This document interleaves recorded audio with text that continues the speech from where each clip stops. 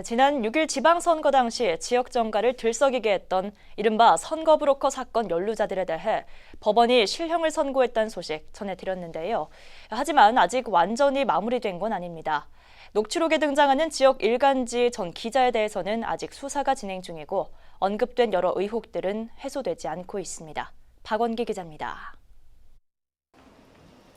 지역 정가를 크게 흔들었던 선거 브로커 의혹은 지난 4월 전주시장에 출마했던 이중선 전 청와대 행정관이 폭로하면서 세상에 알려졌습니다.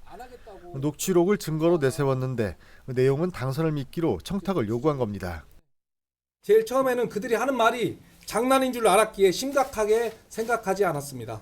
그러나 시간이 가면 갈수록 그들은 자신들의 요구를 관철시키기 위해 집요하게 저를 압박했습니다. 결국 경찰이 수사에 나섰고 지난 18일 법원은 브로커로 지목된 김모 씨와 한모 씨 등 2명에게 징역 1년 6월을 선고했습니다. 재판부는 금권 선거 등 혼탁한 선거 풍토 조성과 선거의 자유 또 공정성을 심각하게 저해했다고 밝혔습니다. 하지만 아직 끝난 것이 아닙니다. 사건이 알려지게 된 녹취록 속 당사자인 전 지역일간지 기자 A씨에 대해서는 경찰 수사가 진행 중입니다. 경찰은 A씨가 원인 제공은 했지만 실제 사건의 결과에 어떤 영향이 있었는지 여부 등을 고민 중입니다. 일부에선 검찰 송치가 있더라도 약식 기소 정도가 아니겠냐는 그런 말도 나옵니다. 이에 시민사회단체는 반발합니다.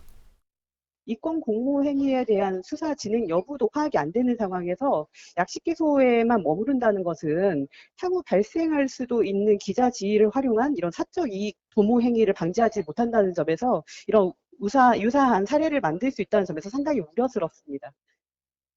더불어 이들 브로커가 다른 지역 선거에 개입해 이권과 사업 선정 등에 관여했다는 의혹 역시 해소되지 않고 있습니다. 선거 브로커들이 구체적으로 노렸던 개발업체의 개발권 그리고 담당 공무원들의 인사권에 대한 수사는 제대로 이루어지지 않거든요.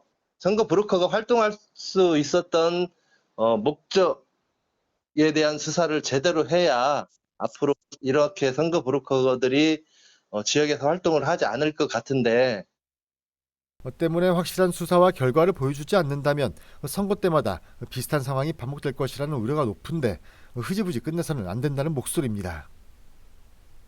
BTV 뉴스 박원기입니다.